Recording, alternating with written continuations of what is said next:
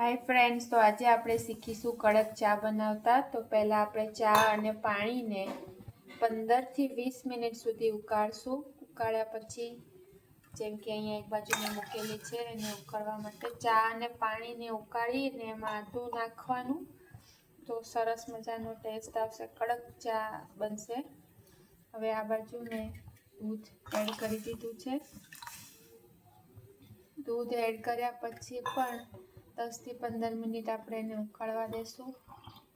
અહીંયા અમે બે ટાઈપની ચા બનાવીએ છીએ, એક ખાંડવાળી અને એક તમે જો ડાયટ કોન્શિયસ હો તો તમે એક સુગર ફ્રી ચા બનાવી શકો છો। તો સુગર ફ્રી ચા માટે અમે વાપરીએ છીએ સ્ટેવિયા લીવ્સ। સ્ટેવિયા લીવ્સ જે તમારે શુગર નથી વધારતા પણ તમને શુગર જેવો ટેસ્ટ આવશે। તો હું મારા ઘરે આ સ્ટેવિયા લીવ્સ વાપરું છું। તો જે પણ લોકો ડાયટ કોન્શિયસ હોય એ આની ચા બનાવી શકે છે।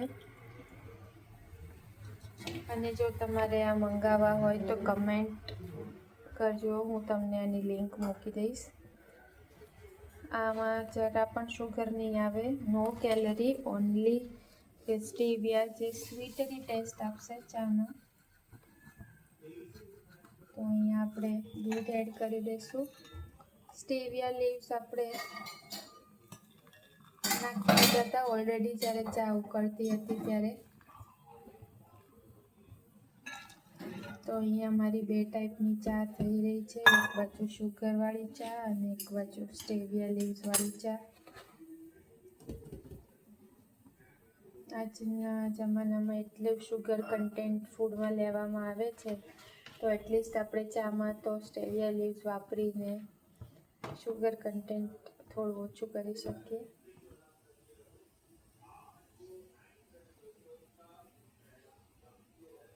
સરસ કડક ચા બનાવવાની એકમાત્ર રીત છે જે મારા ઘરમાં બધાને મારી આ ટેકનિકથી ચા બહુ જ ભાવે છે। પહેલાં પાણી, ચા અને આદું અને સાથે સ્ટેવિયા લીવ્સને 15 મિનિટ ઉકાળવી, પછી એમાં દૂધ નાખ્યું। તમને હું ફાઇનલ બતાવીશ કે કેવી સરસ કડક ચા બનીને તૈયાર થઈ છે।